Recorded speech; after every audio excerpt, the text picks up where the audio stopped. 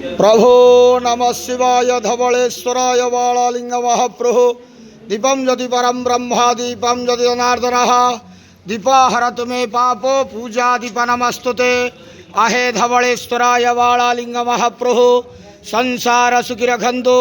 आज श्रावण मासर शुभ गुरुवार रे समस्त श्रद्धालु भक्त मान को आशीर्वाद करंतु, मनस्कामना पूर्ण करंतु, कर्म क्षेत्र उन्नति करंतु, ग्रहिष्ठ खंडन करंतु, जगतर मंगल करंतु, विश्वर कल्याण करंतु, आपणकर नाम विख्यात करंतु, सेवकर डाक श्रवण करंतु, समस्त ग्वावसा भक्त मानकर मनस्कामना पूर्ण करंतु, समस्त श्रावणी पूजा भक्त मानकर मनस्कामना पूर्ण करंतु।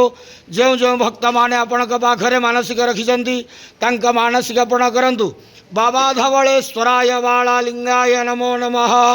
संसार सुखी रखंतु आनंद केवार हरि बोलो।